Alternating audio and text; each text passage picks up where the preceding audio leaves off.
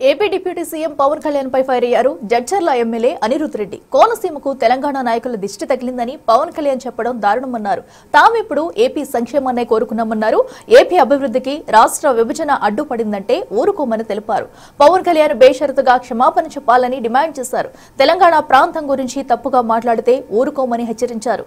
ఆంధ్ర కాంట్రాక్టర్లు తెలంగాణలో కోట్ల రూపాయల స్కామ్ చేశారని, రాబోయే రోజుల్లో వారి భరతం పడతామంటూ హాట్ కామెంట్స్ చేశారు.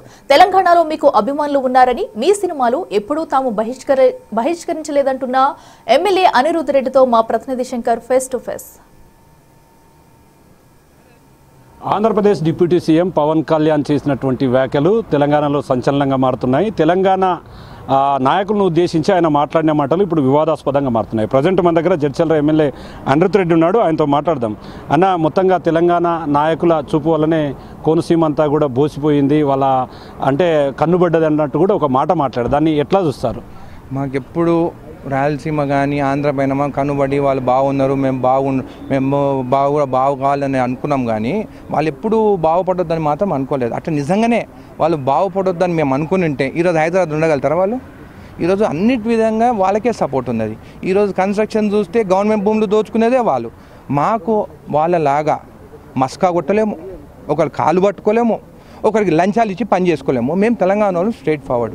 మేము నరదిష్టి పెట్టిండ్రు మీరు తెలంగాణ వాళ్ళు, మీ దిష్టి వల్లనే గోదావరి ఇట్లా అయిపోయిందంటే, ఎప్పుడైనా కానీ గోదావరి బాగుంటుంది చూడాలి, కొబ్బరి తోటలు ఉంటాయి అని అందరం అంటాం. బాగుంటుందనే మేము అంటాం. కానీ మేము ఎప్పుడు నరదిష్టి పెట్టేటోళ్ళం అనేది కాదు. మీరు పెడతారేమో నరదిష్టి, హైదరాబాద్ రియల్ ఎస్టేట్ అంతా బాగుందని చెప్పి మీరు దిష్టి దాకిచ్చింది తప్ప మేము మాత్రం ఎప్పుడు వరకు దిష్టి దాకేదని చెప్పి తెలియజేస్తాను. ఒక డిప్యూటీ సీఎంగా ఆ హోదాలో ఉండి అట్లా మాట్లాడడం మాత్రం తప్పు. మళ్ళీ మేము ఎందుకు సినిమాలు రిలీజ్ చేస్తున్నారు? మేము నరదిష్టి అని అంటున్నావు కదా, మరి నీ సినిమాలు కూడా మేము దిష్టి పెడతాం కదా. పవన్ కళ్యాణ్ సినిమాలు ఎందుకు రన్ అవుతున్నాయని దిష్టి పెడతాం కదా. మేము దిష్టి పెడతలేం కదా, మీ సినిమాలు రన్ కావాలనే చూస్తున్నాము. నువ్వు ఫ్లాప్ అయిన మూవీస్ వస్తే కూడా హిట్ చేయాలని ఒక ఫ్యాన్గా మేము చూస్తున్నాము. టికెట్ పెట్టుకొని 800 రూపాయలు పెంచుకుంటే మమ్మల్ని అడుక్కొని లాస్ట్ టైము.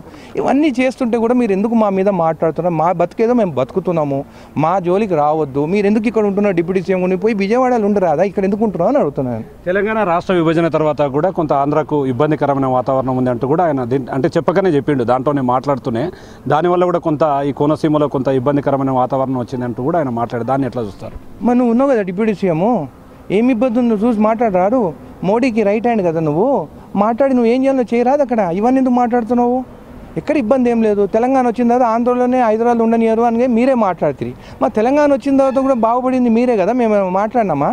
ఇవన్నీ తప్పుడు మాటలు. నువ్వు ఏదో నీ రేట్ పెంచుకోవాలి, అది పెంచుకోవాలి, పెంచుకుంటే చంద్రబాబు నాయుడు నీకు నెలకి ఏమైనా ఎక్కువ ఇస్తాడేమో నాకు తెలియదు. కానీ అది పబ్లిక్ అంటున్నారు, అది మాట్లాడుకోపో. అంటే ఇక మొత్తంగా గత కొద్ది కాలంగా కూడా ఆంధ్రాకు సంబంధించినటువంటి కాంట్రాక్టుల విషయంలో కానీ, మొన్న ఐబొమ్మ కేసు విషయంలో కానీ ప్రొడ్యూసర్లంతా కూడా ఆంధ్రాకు సంబంధించిన వాళ్ళు ఇట్లా మీరు పూర్తిగా వాళ్ళని టార్గెట్ చేస్తున్నారు అనుకుంటారు. దాన్ని ఎట్లా చూస్తారు? తప్పు చేసిన వాళ్ళని టార్గెట్ చేస్తాను. ఆ తప్పు జరిగిందా లేదా? తప్పు చేసింది కాబట్టి మాట్లాడుతున్నాం. తెలంగాణలో ఎవరైనా తప్పు చేసి ఉంటే చెప్పండి, వాళ్ళ గురించి కూడా మాట్లాడతాం. మేము తప్పు చేయము, స్ట్రైట్ ఫార్వర్డ్. మేము మా సెంటిమెంట్ ఉంటాయి. మా సెంటిమెంట్ మాత్రం మీరు మాత్రము కించపరిచినట్టు చేస్తే మాత్రం ఊరుకునే ప్రసక్తే లేదు. అన్న, ఇప్పటికీ కాంట్రాక్టుల విషయంలో అవినీతి అక్రమాలు జరిగాయి ఆంధ్రాలో ఉన్నటువంటి వాళ్ళు. దానికి సంబంధించి ఇంకా అప్డేట్ రాలేదు. దాని మీద ఎట్లా ఉండబోతుంది భవిష్యత్తులో? ఇప్పుడు ఏదో ఒక రోజు నాకైతే మంచి పదవి అయితే వస్తుంది కదా, ఆ రోజు చూపిస్తా. ఆ రోజు అన్ని నిజాలు బయట పెడతా. ఏం చేయబోతున్నారు? ఉండదు ముందు ఎలక్షన్స్ కానీ, లోకల్ బాడీ ఎలక్షన్స్ ఉన్నాయి, ఇవన్నీ ఎలక్షన్స్ కానీ మా కార్యకర్తలను గెలిపించుకోండి, దాని తర్వాత నేను మాట్లాడతా. సో చూస్తున్నాం, మొత్తంగా తను ఎవరిని ఉద్దేశించినటువంటి మాటలు కావు. తెలంగాణ ప్రాంతం ఎప్పుడు కూడా ఆంధ్ర సంక్షేమమే కోరుకుంటుంది. ఒక డిప్యూటీ సీఎం హోదాలో ఉండి పవన్ కళ్యాణ్ ఈ విధంగా మాట్లాడడం తప్పు. పూర్తి స్థాయిలో దీన్ని నేను ఖండిస్తున్నానంటూ కూడా జడ్చర్ల ఎమ్మెల్యే అనిరుద్ రెడ్డి చెప్తున్నటువంటి పరిస్థితి ఇక్కడ కనిపిస్తుంది. ఇది ఇక్కడ update. Camera person Nageshwar, Shankar, big TV, Jadcherla. అసలు తెలంగాణ నాయకులపై AP deputy CM Pawan Kalyan ఏం వ్యాఖ్యలు చేశారో ఇప్పుడు చూద్దాం. రాష్ట్రం విడిపోవడానికి కూడా కారణం గోదావరి జిల్లాలో పచ్చదనమే. ఆ శాపం తగిలేసినట్టుంది. ఈరోజు గోదావరి జిల్లాలో మొత్తం కొబ్బరి చెట్లతోటి, తెలంగాణ నాయకులంతా అంటారు కొబ్బరి చెట్లతో చాలా ఆనందంగా ఉంటుంది, మీరు ఏమంటుందని పచ్చదనంతో చాలా బాగుంటుందండి. ఈరోజు కొబ్బరి చెట్లు ముండలు కూడా లేవు, అంత దిష్టి తగిలింది కోనసీమకి. దీనికి తగిలినంత దృష్టి నలుడు దృష్టికి నలరాయన పగిలిపోతుంటారు. అలాంటిది కోనసీమ పచ్చదనం ఎంతమంది కళ్ళలో పడి వాళ్ళందరూ దృష్టి తగిలి ఈరోజు మొండేలతో కొబ్బరి చెట్లు ఉన్నాయంటే దీనికి ఇంకా మనం కరెక్ట్ చేసుకోవాల్సిన అవసరం ఉంది, దీన్ని సరిదిద్దుకోవాల్సిన అవసరం ఉంది.